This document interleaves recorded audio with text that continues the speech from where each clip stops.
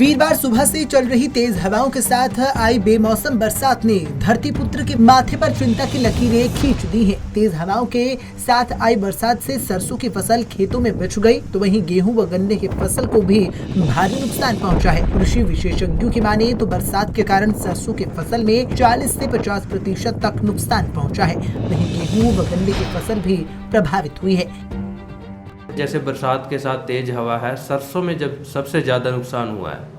सरसों की अगर बात करें हम तो 40 से 50% तक नुकसान है, क्योंकि तेज़ हवा के साथ जो सरसों की फसल है वो बिल्कुल नीचे गिर चुकी है और जिसमें दाना बन चुका है उस दाने की क्वालिटी पे भी फ़र्क पड़ेगा। दूसरी अगर बात करें हम गेहूं की फसल की, गेहूं की फसल में जहां पहले ही पानी दे रखा है किसानों ने और बारिश की वजह से और पानी खड़ा हो चुका है, तो गेहूं की फसल में भी 25 से 30% तक नुकसान है। उसमें गेहूं पे क्या असर होगा कि गेहूं की जो पत्तियां हैं वो पीली पड़ जाएंगी और पीली पड़ने की वजह से उसकी जो ग्रोथ है, गेहूं की जो ग्रोथ है उस पर भी इसका असर पड़ेगा। किसान को सबसे पहले तो पानी निकासी का प्रबंध करना पड़ेगा। अगर पानी निकासी का प्रबंध नहीं है तो किसान भाई उसमें जैसे सल्फ़र है, सल्फ़र का उसमें डाल सकते हैं। 3 किलो की थैली आती है तो सरसों फसल में अपनी डाल सकते हैं।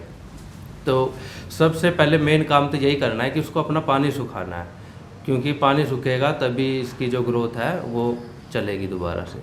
गन्ने में जो नुकसान है वो है, अगर हवा के कारण गन्ना उखड़ चुका है तो उसके सूखने के आसार हैं, क्योंकि तेज़ हवा चली हुई है। गन्ना अगर उखड़ चुका है तो वो गन्ना सूख जाएगा।